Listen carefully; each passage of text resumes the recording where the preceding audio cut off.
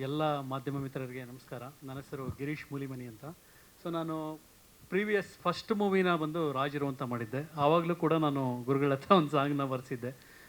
So ನನಗೆ ಅವ್ರನ್ನ ಕಂಡ್ರೆ ತುಂಬ ಇಷ್ಟ, ಅದೇನೋ ಗೊತ್ತಿಲ್ಲ. ಯಾಕೆಂದರೆ ಅವರು ಬರೆದಿರುವಂಥ ಬಾಳೆಗೆ ಒಂದು ಕೊನೆ ಬಾಳೆಗೆ ಒಂದು ಕೊನೆ ಅಂತ ಬರೆದು ಲಾಸ್ಟಲ್ಲಿ ಈಗ ದ್ವಾಪರ ದಾಟಿ ಬರೋವರೆಗೂ ಮೊನ್ನೆ ದ್ವಾಪರ ದಾಟ್ಕೊಂಡು ಬಂದಿದ್ದಾರೆ. ಅಂದರೆ ಒಂದು ಲಾಂಗ್ ಡಿಕೆಡ್, ಅಷ್ಟು ವರ್ಷಗಳ ಕಾಲ ಸಂಗೀತ ಕ್ಷೇತ್ರದಲ್ಲಿ ಸಾಹಿತ್ಯವನ್ನು ಉಳಿಸ್ಕೊಂಡು ಹೋಗೋದು ತುಂಬ ಕಷ್ಟ.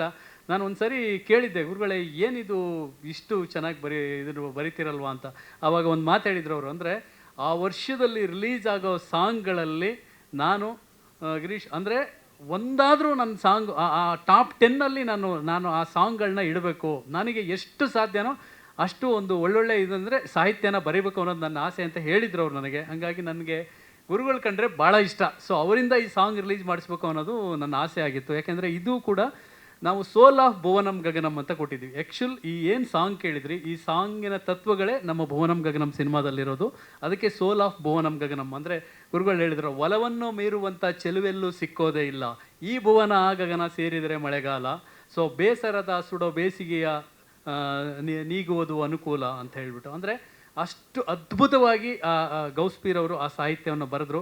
ಅಲ್ಲಿಂದ ಮುಂದೆ ಬಂದು ನೋವು ನಲಿವಿಲ್ಲದ ಬಾಳು ಅಕ್ಷರವೇರದೆ ಸಾಲು ಅಂತ ಹೇಳ್ಬಿಟ್ಟು ಆ ಲೈನ್ಗಳಲ್ಲಿ ಆ ಪ್ಯಾರಾಗ್ ಬಂದರೆ ನಮ್ಮ ಅನಿಯವರು ಬರೆದಿದ್ರು. ಅದು ನನಗೆ ಏನಾಯಿತು ಅಂದರೆ ಫಸ್ಟೇ ಅದು ಬರೆದಾಗ ಓಕೆ ಇದು ತುಂಬ ಚೆನ್ನಾಗಿದೆ, ಇದು ಒಂದು ಹತ್ರ ಬರೋವಂಥ ಸಾಂಗ್ ಅಲ್ಲ, ಕಂಪ್ಲೀಟ್ಲಿ ಒಂದು ಸ್ಟ್ರೆಚ್ಚಲ್ಲಿ ಬಂದರೆ ಇಸ್ ಓಕೆ, ಒಬ್ಬರು ಬರಿಬೋದು.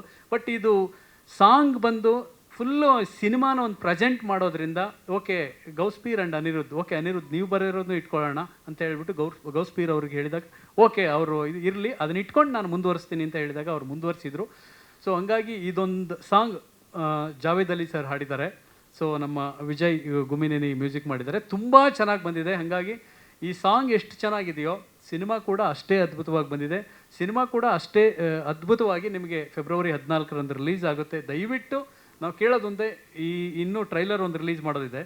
ಸೊ ಪ್ರತಿಯೊಬ್ಬ ಕನ್ನಡಿಗರು ಕೂಡ ಸೊ ಥಿಯೇಟ್ರಿಗೆ ಬಂದು ಸಿನಿಮಾಗಳನ್ನ ನೋಡಿ.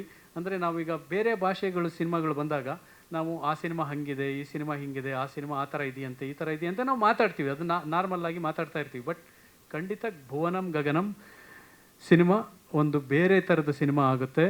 ಸೊ ಈ ಮಣ್ಣಿನ ಸಿನಿಮಾ ಆಗುತ್ತೆ, ಅಂದರೆ ಪ್ರೀತಿನ ಬೇರೆ ಥರದ್ರಲ್ಲಿ ಹೇಳೋಕ್ಕೆ ಹೊರಟಿರೋ ಸಿನಿಮಾ ಆಗುತ್ತೆ. ಸೊ ಅದು ಈ ಭುವನಂ ಗಗನಂ ಟೈಟಲ್ ಯಾವ ರೀತಿ ನಮ್ಮ ಗುರುಗಳು ಬರೆದಾಗ ಅದು ಆ ಸಾಂಗ್ ಯಶಸ್ವಿ ಆಯಿತೋ, ಆ ಥರ ಈ ಸಿನಿಮಾ ಕೂಡ ಯಶಸ್ಸು ಸಿಗುತ್ತೆ ನಮ್ಮ ತಂಡಕ್ಕೆ ಅಂತ ಬಲವಾಗಿ ನಂಬಿರೋ ವ್ಯಕ್ತಿ ನಾನು.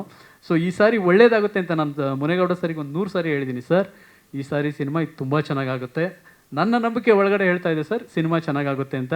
ಅವ್ರು ಫಸ್ಟ್ ಕಾಪಿ ನೋಡೋವರೆಗೂ ಹ್ಞೂ ಅಂತ ಇದ್ದರು, ನೋಡಿದ ಮೇಲೆ ಹೇಳಿದರು ಗಿರೀಶ್ ಚೆನ್ನಾಗಾಗುತ್ತೆ ಅಂತ. ಇಡೀ ನಮ್ಮ ಟೀಮ್ ಕೂಡ ನಾವು ಚೆನ್ನಾಗಾಗುತ್ತೆ ಅನ್ನೋದನ್ನ ನಂಬಿದ್ದೀವಿ ಸರ್. ನಮ್ಮ DOP ಉದಯ್ ಲೀಲಾ ಬಂದಿದ್ದಾರೆ, ಎಡಿಟರ್ ಸುನಿಲ್ ಕಶ್ಯಪ್ ಇದ್ದಾರೆ, ನಮ್ಮ ಅನಿರುದ್ಧ್ ಇಲ್ಲೇ ಇದ್ದಾರೆ, ನಮ್ಮ ಪ್ರಮೋದ್ ಮತ್ತು ಪೃಥ್ವಿಯವರು ಇದ್ದಾರೆ. ಅವರು ಹೆಂಗೆ ಆ್ಯಕ್ಟ್ ಮಾಡಿದ್ದಾರೆ ಅಂದರೆ ಈ ಜಿದ್ದಿಗೆ ಬಿದ್ದವರು ಇರ್ತಾರಲ್ಲ ಆ ಥರ ಆ್ಯಕ್ಟ್ ಮಾಡಿದ್ದಾರೆ, ನಾನು ಅನ್ನೋ ಥರ ಅಷ್ಟು ಚೆನ್ನಾಗಿ ಮಾಡಿದ್ದಾರೆ. ಪೃಥ್ವಿ ಕ್ಯಾರೆಕ್ಟರ್ನ ಪೃಥ್ವಿ ತುಂಬ ಚೆನ್ನಾಗಿ ಮಾಡಿದ್ದಾರೆ, ಪ್ರಮೋದ್ ಕ್ಯಾರೆಕ್ಟರ್ನ ಪ್ರಮೋದ್ ತುಂಬ ಚೆನ್ನಾಗಿ ಮಾಡಿದ್ದಾರೆ. ಅವರು ಬರೀ ಆ್ಯಕ್ಟಿಂಗಲ್ಲಿ ಅಷ್ಟೇ ಅಲ್ಲ, ಅದನ್ನು ಅದ್ರ ಒಳಗಡೆ ತೊಡಗಿಸ್ಕೊಂಡಿದ್ದಾರೆ, ಅಂದರೆ ಆ ಕ್ಯಾರೆಕ್ಟರ್ ಒಳಗಡೆ ಹೋಗಿದ್ದಾರೆ. ಹಾಗಾಗಿ ಈ ಸಿನಿಮಾ ಒಂದು ಬೇರೆ ಥರ ಆಗುತ್ತೆ ಅನ್ನೋದು ನನ್ನ ನಂಬಿಕೆ, ಬಲವಾದ ನಂಬಿಕೆ.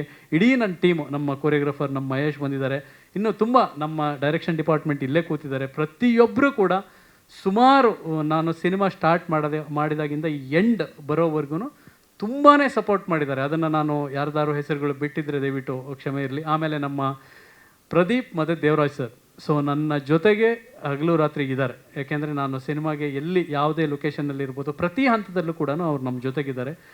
ಸರ್ ಈ ಸಿನಿಮಾ ಒಂದು ಇವತ್ತು ಬರ್ಕೊಂಡು ನಾಳೆ ಮುಗಿಸೋಂಥ ಸಿನಿಮಾ ಆಗಿರಲಿಲ್ಲ, ಅಥವಾ ಇವತ್ತು ನಾನು ಸ್ಟಾರ್ಟ್ ಮಾಡಿ ನಾಳೆ ಮುಗಿಸೋಂಥ ಸಿನಿಮಾ ಆಗಿರಲಿಲ್ಲ. ಒಂದು ಲಾಂಗ್ ಜರ್ನಿ.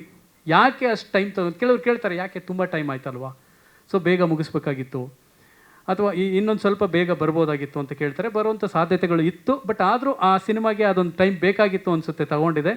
ಬಟ್ ಈ ಸಿನಿಮಾನ ನೀವು ಆನ್ ಸ್ಕ್ರೀನ್ ನೋಡಿದಾಗ ಓಕೆ ಭುವನಂ ಗಗನಂ ಸಿನಿಮಾ ಯಾಕೆ ಇಷ್ಟು ಟೈಮ್ ತೊಗೊಂಡು ಬಂದಿದೆ ಅನ್ನೋದು ಗೊತ್ತಾಗುತ್ತೆ. ಪ್ರತಿಯೊಬ್ಬ ಸಿನಿಮಾ ನೋಡುವಂಥ ಕನ್ನಡದ ಪ್ರೇಕ್ಷಕ ಥಿಯೇಟ್ರ್ ಒಳಗಡೆ ಬಂದರೆ ಅವರು ಭಾವುಕರಾಗಿ ಹೊರಗಡೆ ಬರದೇ ಇದ್ದರೆ, ಬೇಕಾದ್ರೆ ನಾನು ಥಿಯೇಟ್ರ್ ಎದುರು ನಿಂತಿರ್ತೀನಿ, ನನ್ನ ಕೇಳ್ಬೋದು ಅವರು, ಯಾಕೆ ನೀವು ಹಂಗೆ ಹೇಳಿದ್ರಿ ಪ್ರೆಸ್ ಮೀಟಲ್ಲಿ ಇಲ್ಲಿ ಯಾರಿಗೂ ಭಾವುಕರಾಗಿ ಬರ್ತಾ ಇಲ್ಲ ಅಂತ ಹೇಳಿಬಿಟ್ಟು. ತುಂಬ ಒಂದು ಕನ್ನಡಕ್ಕೆ ಬೇರೆ ಥರದ ಸಿನಿಮಾ ಆಗುತ್ತೆ ಅಂತ ನಂಬ್ಕೊಂಡಿದ್ದೀನಿ. ದಯವಿಟ್ಟು ನನಗೆ ಮಾಧ್ಯಮ ಮಿತ್ರರಲ್ಲಿ ಕೇಳ್ಕೊಳ್ಳೋದೊಂದೇ, ಜನನ ಥಿಯೇಟ್ರ್ ಒಳಗಡೆ ಕರೆಸೋದು ಇವತ್ತಿನ ಕನ್ನಡ ಚಿತ್ರರಂಗಕ್ಕೆ ಇರುವಂಥ ಸವಾಲು. ಸೊ ಥಿಯೇಟ್ರ್ ಒಳಗಡೆ ಜನ ಬಂದರೆ 100% ನಿಮಗೆ ಸಿನಿಮಾ ಇಷ್ಟ ಆಗುತ್ತೆ ಅಂತ ಹೇಳ್ತಾ, ಇದೇ ಫೆಬ್ರವರಿ 14ಕ್ಕೆ ನಾವು ಥಿಯೇಟ್ರಿಗೆ ಬರ್ತಾ ಇದ್ದೀವಿ. ಈ ಭುವನಂ ಗಗನಂ ಸಿನಿಮಾನ ನೀವು ನೋಡಿ ಹರಿಸಿ, ಒಂದು 4 ಜನರಿಗೆ ನಿಮಗೆ ಇಷ್ಟ ಆಯಿತಾ ಹೋಗಿ 4 ಜನರಿಗೆ ಹೇಳಿ. ಸೊ ಇನ್ನು ಮುಂದಿಂದ ಮಾತಾಡೋಕ್ಕೆ ನಮ್ಮ ಇಡೀ ತಂಡ ಇದೆ, ನಮ್ಮ ನಿರ್ಮಾಪಕರಿದ್ದಾರೆ, ಹೀರೋಗಳಿದ್ದಾರೆ, ಅವ್ರು ಕಂಟಿನ್ಯೂ ಎಲ್ಲನೂ ಮುಗಿಸ್ತಾರೆ. ಅಕಸ್ಮಾತ್ ನಾನು ಯಾರಾದರೂ ಹೆಸರನ್ನ ಬಿಟ್ಟಿದ್ದರೆ ಅದನ್ನು ಅವರು ಸೇರಿಸ್ಕೊಂಡು ಹೇಳ್ತಾರೆ ಅಂತ ಹೇಳ್ಬಿಟ್ಟು ನನ್ನ ಮಾತನ್ನು ಮುಗಿಸ್ತಾ ಇದ್ದೀನಿ. Thank you. ಮತ್ತೊಮ್ಮೆ ಎಲ್ರಿಗೂ ಕೂಡ ಇಲ್ಲಿ ಈ ಸಾಂಗ್ ರಿಲೀಸಿಗೆ ಬಂದಿದ್ದಕ್ಕೆ ಧನ್ಯವಾದಗಳು. ಗುರುಗಳೇ, ನಿಮಗೂ ಕೂಡ ಧನ್ಯವಾದಗಳು. Thank you.